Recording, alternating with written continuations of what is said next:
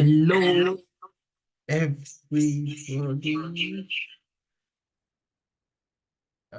Just wanted to welcome you guys to this section of discussion.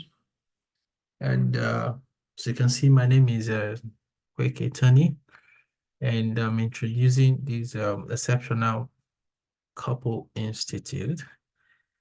This is a platform where I encourage all couples to subscribe because it's going to teach you some of the nuggets where you can build a wonderful, fantastic relationship. And that's the major idea concerning this exceptional couples institute. Quickly just going to talk about our compendium. Just before that, I need to let you understand that most people get married because they love themselves. There is nobody that go into marriage because they don't have they have to go into marriage because they have some love or some likeness for themselves. That's why they started the journey anyway. But it is quite alarming that up to 50% of marriages end up in divorce, not because they don't love themselves, but because they don't understand the dynamics of making marriage to work. And these are some of the things we're going to be discussing with you guys in this exceptional couple institute. Is to help you understand the dynamics of the opposite sex, and by so doing, we could make it work.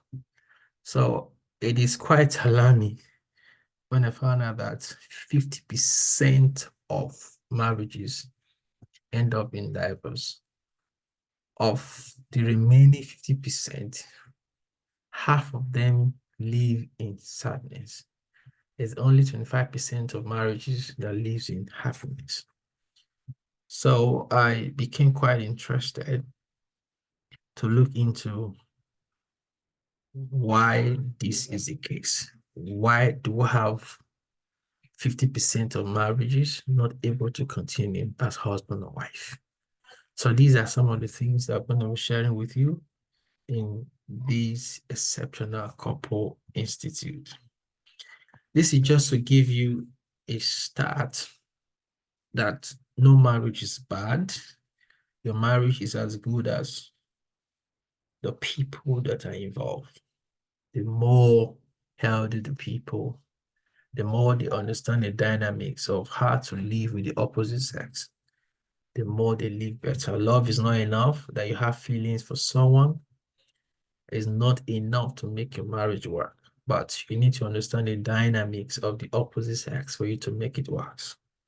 So look out for more on these exceptional channels, and then you understand how to apply some of these principles I'm going to discuss in this book. So our vision is to work passionately to mentor couples so that they would experience true love and happiness in their marriages. And the emphasis is mentor couples because most of us go into marriage where we are not really trained. So when we get into marriage, we seem not to have the skill set to make it work. Rather, we tend to apply what our parents or what we have seen in our parent or what you must have been told in your marriage classes. Okay, which is fine, but our vision is to work passionately with you and mentor you so that you can experience what it means to live in true love and happiness in marriage. Part of the materials we're going to use are going to be based on fantastic books that have been written by different authors. I'm happy to just give you a disclaimer that I am not promoting this book, but I found this book to be very useful, and I do recommend that as you go through the book, I suggest that you get your own copy so that you can read with us. We're going to go through the book from chapter to chapter and see what the author had explained to us, and in so doing, we could learn some of the things from this book. I hope you enjoy it. So we are going to be looking at the books through reading. You have to read, I have to read. Then after reading, you need to make some observation. And after the observation, you need to make interpretation. What do you understand from what you've read? So that's what I meant by interpretation. Okay, so when you look at the book, when you read the book, you're going to observe some things that are quite informative. And once you've done that, you're going to make an interpretation of those things. It is important that you make meaning to those things you observe, which is another way of saying you have to make interpretation of those things. For instance, if you read a particular statement in the book that says that love is not enough, you need to interpret it. What does it mean when it says love is not enough?